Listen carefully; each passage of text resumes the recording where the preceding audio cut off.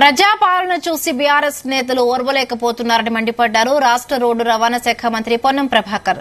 2 నెలల పసికూన లాంటి ప్రభుత్వంపై బీఆర్ఎస్ మాటల దాడి చేయడంపై ఫైర్ అయ్యారు.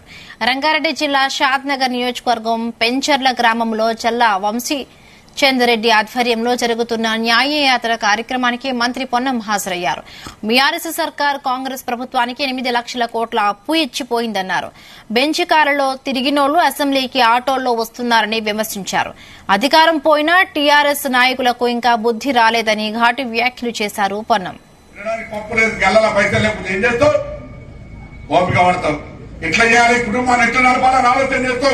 ఈ ఇంట్లో ఏం లేదో చెప్పే ప్రయత్నం చేస్తూ దానికి అనుగుణంగా ఒక ఆలోచన చేస్తూ నేను ఎక్కడ పని చేస్తే ఈ ఇంట్లో అన్నం వండగలుగుతా, పప్పు తెస్తా, బియ్యం తెస్తాను.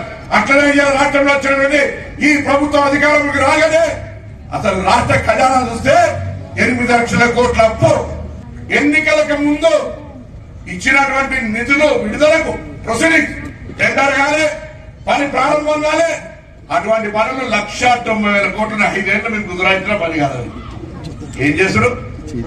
అందరూ అనుకుంటున్నారు శంకర 200 కోట్లదే అంటే ఇక్కడ తెచ్చుడు. మా మున్సిపాలిటీలో కూడా మా కరీంనగర్ జిల్లా మొత్తం పెట్టుకుంటే 500 కోట్ల కంటే ఎక్కువనే. ఇట్లా అట్లా ప్రతి రకంగా ఇన్ని పనులు చేసి అలా మళ్ళీ ఎదురుదాడి చేస్తా ఉన్నారు. ఎదురుదాడి చేస్తా ఉంటుంటే ప్రజలు అర్థం చేసుకున్నారు.